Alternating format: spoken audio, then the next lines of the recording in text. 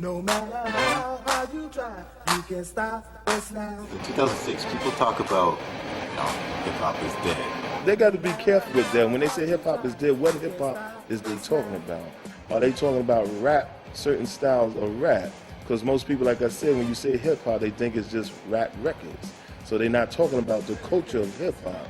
They taking the word of what they hear on MTV or the BETs or the media or video talk shows, instead of coming back and asking us true schools about what is hip-hop. To me, it's all this technology that they have used in hip-hop.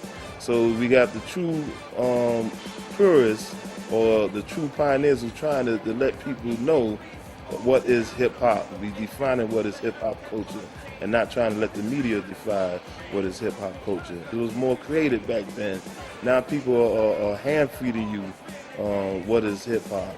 So they making your designer clothes. They telling you that if you're into hip-hop, you must buy these type of shoes that cost $200 or $300 for sneakers. Back in the early days of hip-hop, we made our own little clothes or put strings or whatever way you want to take it, the paintings on the back of your dungarees, jackets like they used to do in them. But as a culture, the culture is still driving, from country to country, city to city, town to town.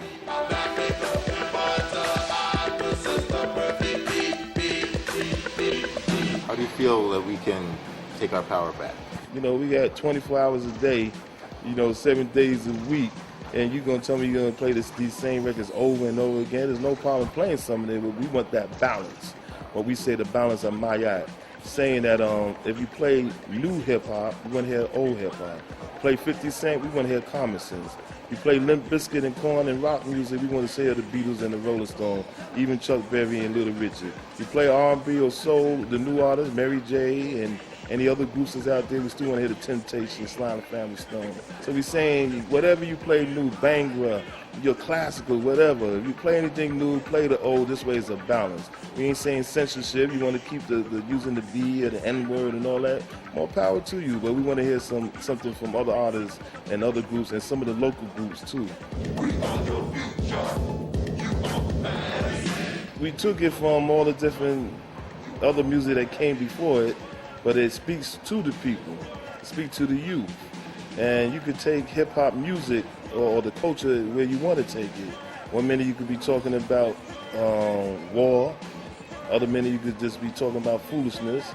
Then you could be talking about love, or you could talk about the universe and futurists. What are your thoughts on hip-hop becoming a global culture? Through the Universal Zulu Nation and myself, we always was visionary. I said we was going to make sure that this get into many different countries around our planet.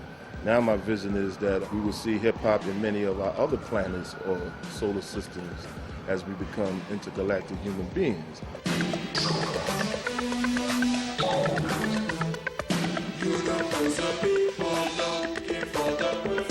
In Zulu Nation, we told people there's more than 9 planets in our solar system for many years. But people used to think we crazy, but now what is they telling now? They don't even think Pluto is a planet. Then they said they found another planet, Planet X. Then they found 250 more in another galaxy. What you think that you are the only person or the only being on a planet? That's making God look like a chump.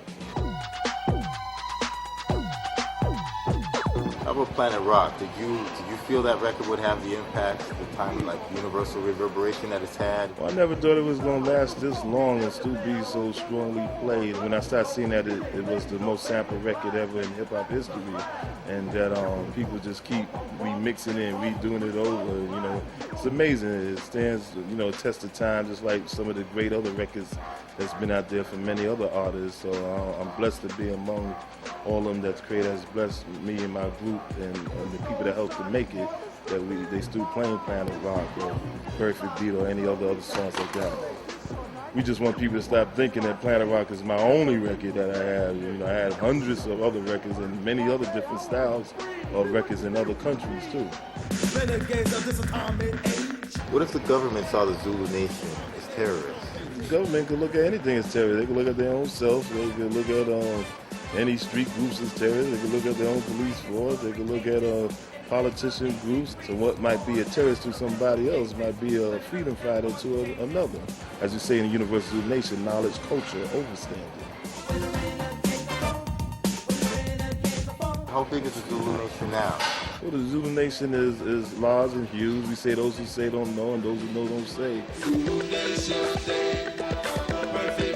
What do you want your legacy to be? My thing was to always try to bring people together in unification, to see ourselves as humans on this planet, so-called Earth, and what can we do to change the betterment of life for all people on the planet Earth. Because they like rocking to the planet rock. Don't stop. All right.